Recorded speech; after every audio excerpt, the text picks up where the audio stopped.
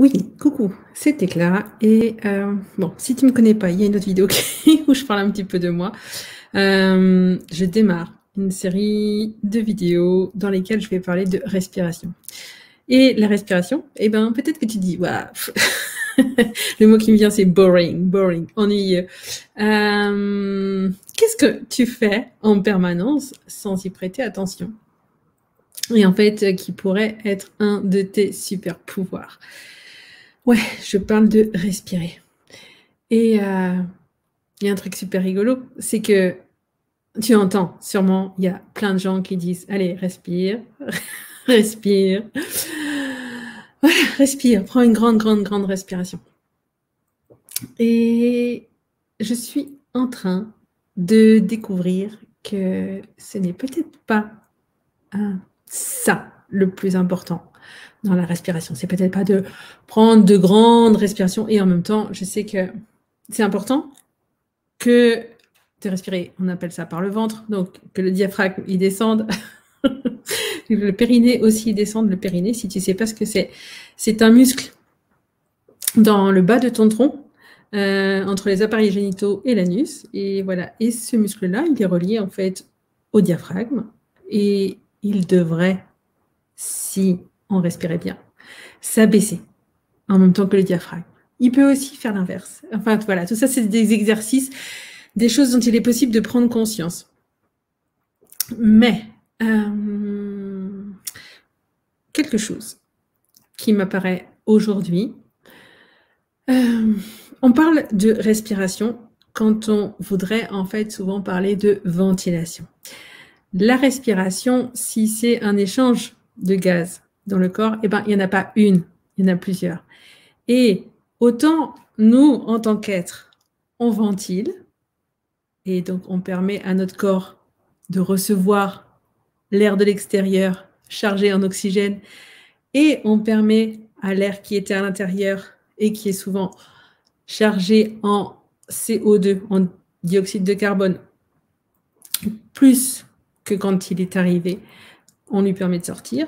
Mais pendant tout ce temps, eh bien, il y a une respiration dans notre corps.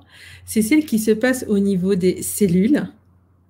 Quand l'hémoglobine, tu sais, c'est ce qu'il y a dans notre sang et qui transporte l'oxygène. Quand l'hémoglobine lâche l'oxygène pour que l'oxygène puisse rentrer dans la cellule, et puis à la place va prendre comme bagage le dioxyde de carbone. Donc ça, c'est la respiration qu'il y a au niveau cellulaire.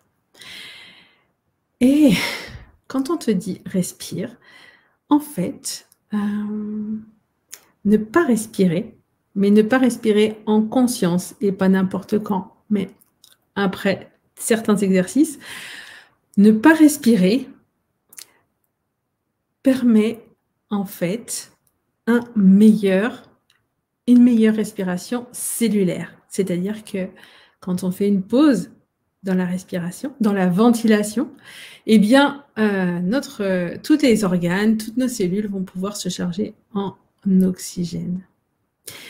Et donc, on va être en meilleure forme. Donc, peut-être que mon conseil paradoxal du jour, mon invitation paradoxale du jour, ça va être de ne pas respirer. Bon, bien sûr, non, c'est pas vrai, hein. Tu respires, mais il y a des pratiques de la ventilation où sont inclus ces pauses.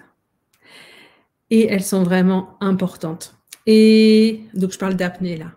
Alors, c'est pas non plus l'apnée du sommeil que le corps y fait et qu'on ne maîtrise pas et qui ne sont pas du tout favorables au bon fonctionnement. Mais justement, eh bien, en fait, il y a des pratiques qu'on peut faire en journée qui vont éviter de faire des apnées la nuit. En fait, c'est tout un univers. Et la respiration permet d'accéder à des choses qu'on ne pensait pas possibles. Et puis, il y a une meilleure connaissance, une meilleure maîtrise de ce qui se passe pour notre corps. Donc, moi, je vais venir petit à petit parler de tout ça et vous inviter à pratiquer. Donc ça va être dans un groupe privé. Ou bien ça sera au bout d'un moment des choses qui vont pouvoir être achetées, des produits qui vont pouvoir être achetés avec voilà, des pratiques d'exercice de respiration qui vont avoir différents objectifs. Puisqu'avec la respiration, à la fois, on peut apprendre à se détendre. Et puis, on peut apprendre à s'énergiser. On peut aussi découvrir qu'on peut voyager. C'est-à-dire qu'à un moment donné, avec certaines pratiques qu'on a tendance à appeler breathwork, qui sont aussi des pratiques, par exemple, en respiration holotropique, en rebirth. Le cerveau, il est mis hors circuit. Pas définitivement, mais en tout cas, toute la partie mentale qui n'arrête pas de turbiner, eh bien, elle est mise au repos de manière à accéder, à des états en onde θ, à accéder au subconscient, celui qui aurait tendance à mener notre vie à notre place, et puis surtout, voilà, aller lâcher tout ce dont on n'a pas besoin, et puis